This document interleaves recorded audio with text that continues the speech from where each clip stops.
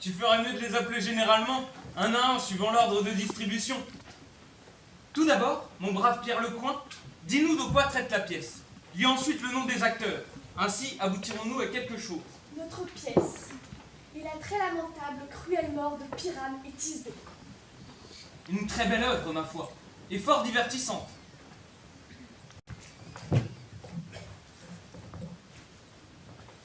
Répondez quand on vous appelle. Nick Navette le tisserand. Présent. Dis-moi quel est mon rôle et poursuis. Toi, Nick Navette, tu joueras Pyrame. Qui est ce Pyrame? Un amoureux ou un tyran? Un amoureux qui par amour se tue fort galamment. Pour le bien jouer, il faudra verser des larmes. Oh, si c'est moi, que le public prenne garde à ses yeux. Je larmoierai des tempêtes. Je condolerai considérablement. Au suivant. Marmiteux, dans du bullion, leur accommodeur de souffler. Présent, Pierre Lecoing. Toi, tu prendras Thisbé sur toi. Qui est Thisbé? Un chevalier errant. La dame dont Pyrame tombe amoureux. Non, ne fais pas jouer un rôle de femme. J'ai la barbe qui me démange. Aucune importance, tu joueras avec un masque. Et tu prendras une voix aussi flattée que tu le pourras. Si je peux me cacher le visage, laisse-moi jouer aussi Thisbé. Je prendrai ma voix la plus monstrueusement petite. Comme ça, comme ça. Ah, Pyrame, mon très cher amour, je suis ta chère Thisbé, ta maîtresse adorée. Non. Tu joueras Pyrame. Et toi, tu joueras Thisbé. C'est bon, continue. Gâteau Paul et menuisier. Tu joueras le rôle du lion. Et voilà, j'espère une pièce admirablement constituée. As-tu par écrit le rôle du lion? Passe-le-moi, je t'en prie, car je suis lent à apprendre. Tu pourras improviser, il n'a qu'à rugir.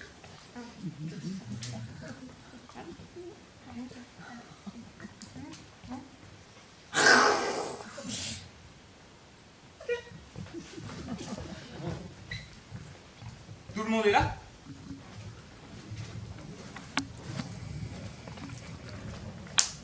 À l'heure pile. Voici l'endroit idéal pour notre répétition. Cette verte pelouse sera notre scène. Ce buisson d'aubépine nous servira de loge. Et nous allons jouer comme si c'était devant le public.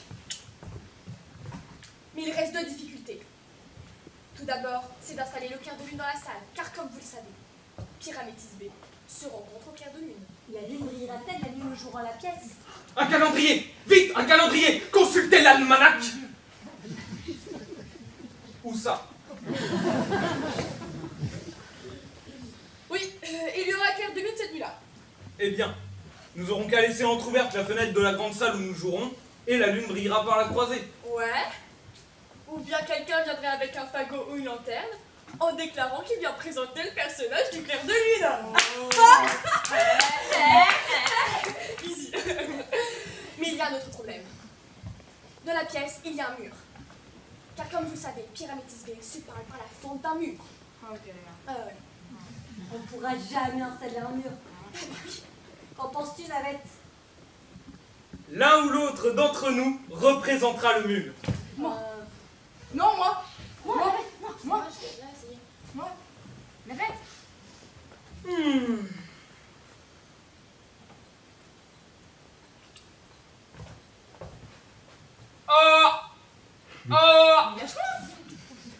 C'est le rôle de ma vie. Oh non, on n'est pas mort.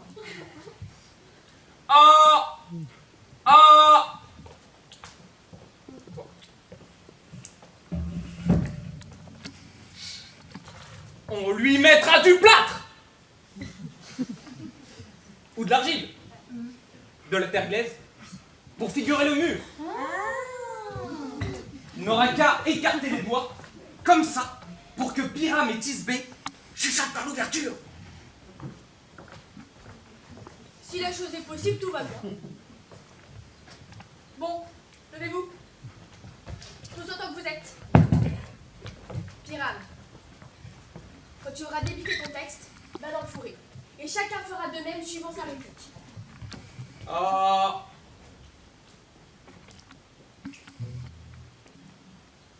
Quels sont ces manants, ces rustos, qui viennent brailler ici, si près du berceau de la reine?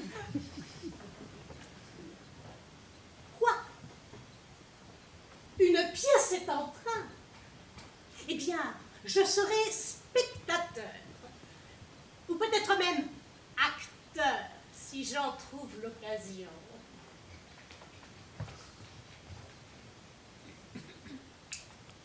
Parle, Pyram, avance, Tisbé.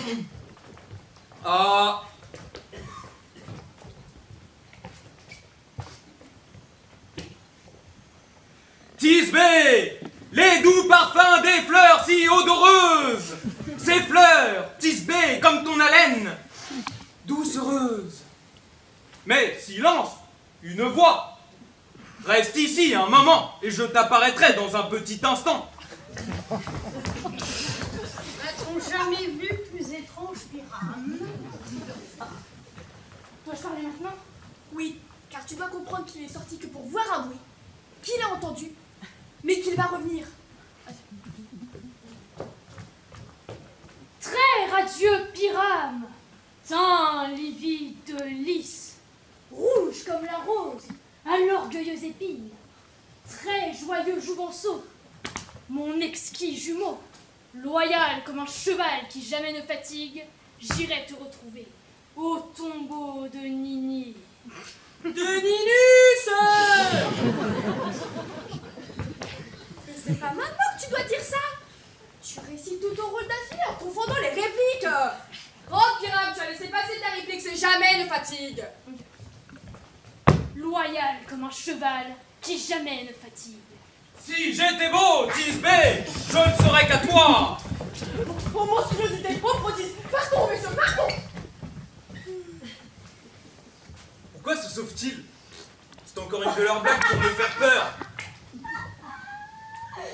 Ah, tu t'es métamorphosée, Navette. Qu'est-ce que je vois sur toi? Ce que tu vois une tête d'âne qui pourrait bien être la tienne, hein? Dieu te bénisse, David! Dieu te bénisse! Te voilà métamorphosée! Fâcheuse rencontre au clair de lune, orgueilleuse Titania. Eh bien, jaloux Oberon. Des talons, mes elfes, j'ai abjuré son lit et sa compagnie. Demeure, folle étourdie. Ne suis-je pas ton maître? Alors, je devrais être ta maîtresse.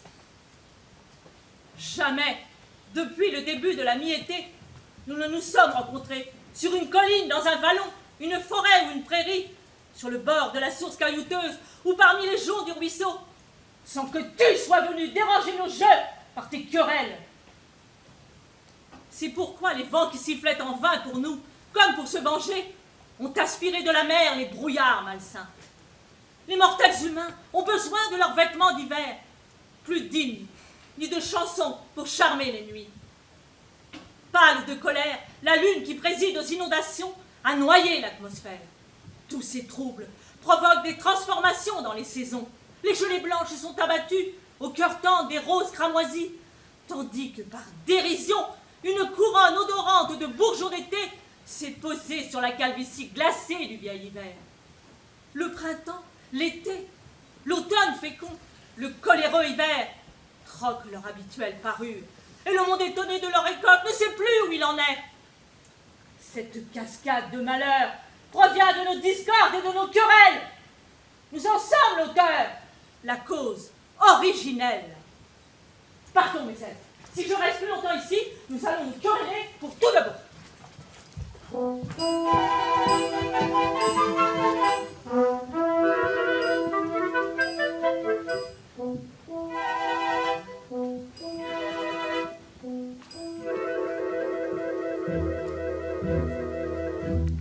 C'est bon! Va ton chemin! Tu ne sortiras pas de ce bois que je ne t'ai châtié pour cet outrage. Approche, mon gentil Puck.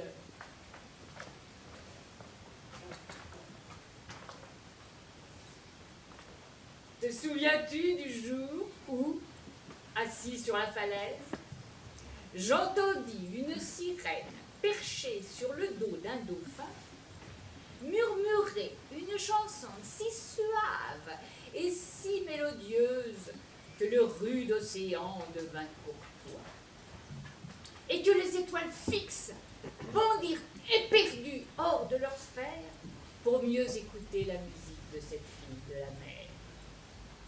Je m'en souviens. Oh.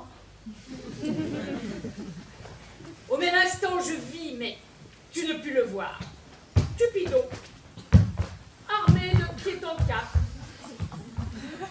qui volait contre la froide lune et la terre. Il prit pour cible une belle vestale qui trônait à l'Occident et décocha aussi vigoureusement sa flèche d'amour que s'il eût dû percer 100 000 cœurs. Mais je vis la flèche enflammée s'éteindre dans les chastes et humides rayons de la lune. Et l'impériale prêtresse, le cœur intact, poursuivit son chemin et sa virginale rêverie.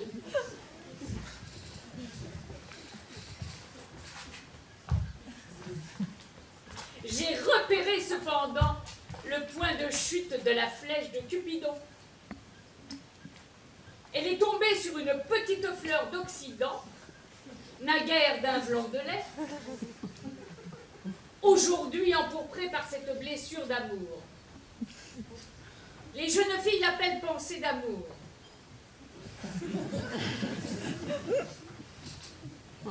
Va me cueillir cette fleur que je te montrai un jour. Son suc déposé sur les paupières de l'homme ou de la femme endormie les rend éperdument amoureux de la première créature vivante qu'ils aperçoivent. Va me chercher cette plante et sois de retour avant que la baleine ait pu nager une seule lieue. En 40 minutes, j'enroulerai une ceinture autour de la terre.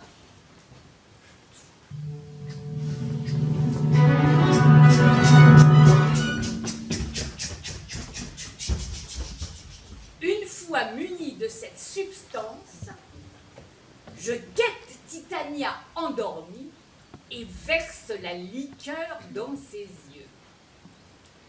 Le premier être vivant qu'elle verra à son réveil, qu'il soit lion, ours, loup ou taureau, singe furteur ou macaque affairé, elle le poursuivra dans un transport d'amour.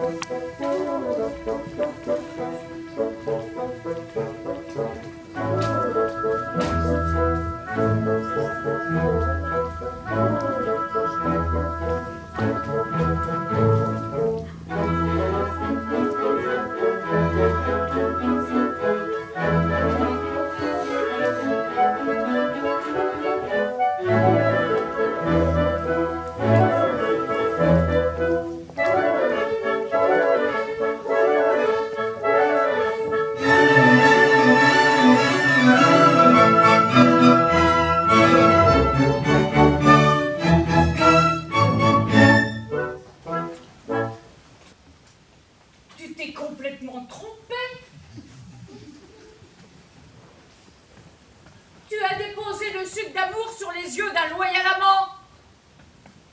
Et l'infaillible résultat de ta méprise, c'est d'égarer un cœur fidèle et non de guérir un inconstant. Cela confirme le destin qui veut que, pour un homme qui tient parole, 1 million d'autres y manquent et violent serment sur serment. Cours par le bois plus vite que le vent et retrouve-moi Héléna d'Athènes.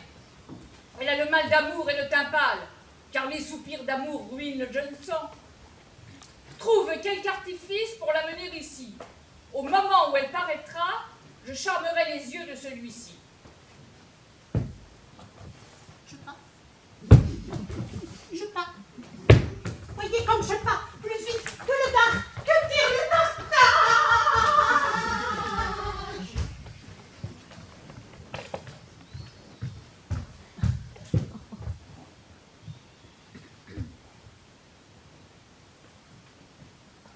Ô fleur de nuances pourprées, que Cupidon a transpercée, pénètre au fond de sa prunelle, lorsqu'il contemplera sa belle.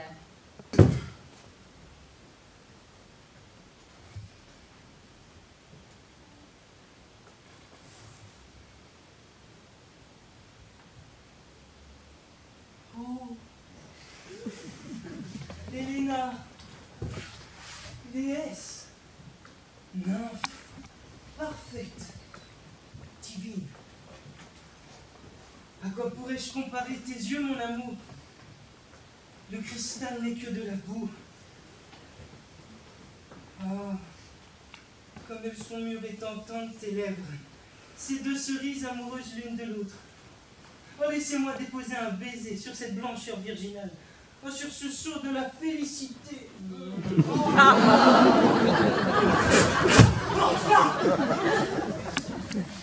Oh rage! Oh douleur! Je vois que vous êtes tous réservés pour me jouer de moi!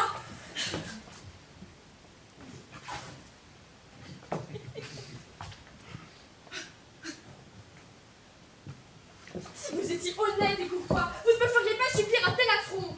Ne pouvez-vous me haïr comme je sais que vous le faites sans vous liguer pour me railler? Si vous étiez des hommes comme vous en avez l'apparence, vous n'en useriez pas ainsi avec une noble dame. Renchérir sur mes attraits, me jurer votre amour, me faire des serments quand je suis sûre que vous me détestez de tout votre cœur. Vous êtes tous deux rivaux par amour pour Hermia et vous rivalisez maintenant pour vous moquer d'Héléna. Joli exploit, héroïque entreprise que de faire venir les larmes aux yeux d'une pauvre fille avec vos railleries. Nul homme de noble race ne voudrait ainsi offenser une pauvre âme et une pauvre fille rien que pour s'amuser. Ne soyez pas méchant, Démétrius. Vous savez que je sais que vous aimez Hermia. Et ici, avec toute la volonté de mon cœur, je vous cède tous mes droits à l'amour d'Hermia. Oh, tandis que vous me léguerez ce que vous avez pour Héléna. Oh, que j'aime et aimerai jusqu'à ma mort. Jamais railleur ne gaspille aussi bellement leur éloquence. Oh. Garde ton Hermia, Lysandre, je n'en veux pas. Ah, si je l'ai jamais aimée, mon amour a voyagé vers elle, comme en visite. Il est maintenant de retour à la maison, chez Héléna, pour y rester. Ne le crois pas, Héléna. Ne calomnie pas une fois que tu ignores, ou bien tu risques de le payer très cher.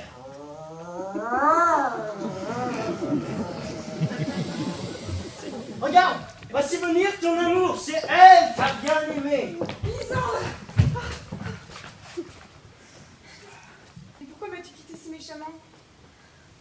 Pourquoi serait-il resté celui que l'amour pressait de partir? Quel amour pouvait presser Lysandre de s'éloigner de moi? L'amour de Lysandre qui ne lui permettait pas d'attendre. Belle Héléna!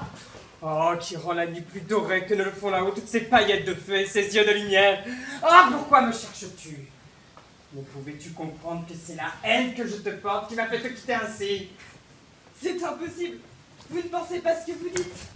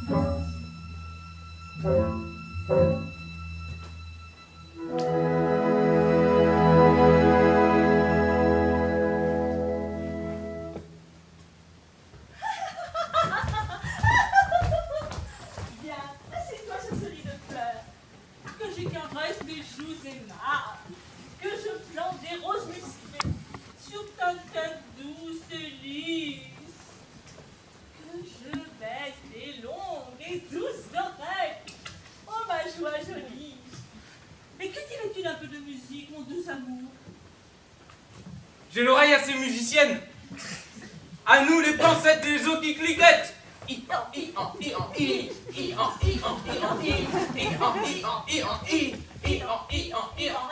dis-moi, cher amour, ce que tu voudrais manger. À vrai dire, un picotant. Mais t'as vu que j'ai une grande envie de bottes de foin. J'ai un être aventureux qui sera ravi le trésor de l'écureuil et t'apporter des noisettes toutes fraîches. J'aimerais mieux une poignée ou deux de haricots secs.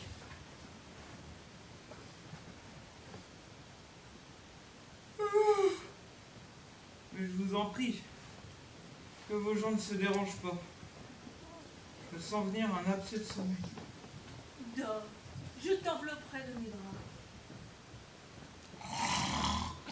Ainsi s'enlacent mélodieusement le volubilis et le tendre chèvrefeuille. Ainsi le lierre femelle met des anneaux aux doigts rugueux de l'homme. Que je t'aime, que je raffole de toi.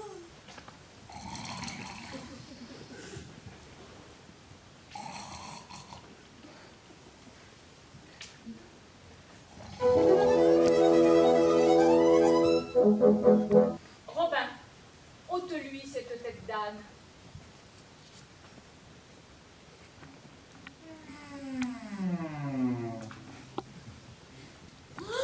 Ma prochaine réplique c'est très bien Pyram.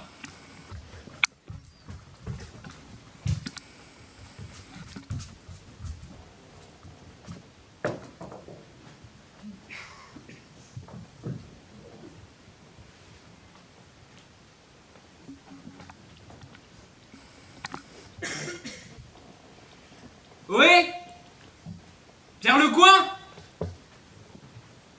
Tubulure, le raccommodeur de soufflet, Marmiteux, le chaudronnier. Bon Dieu, ils m'ont laissé là en plan.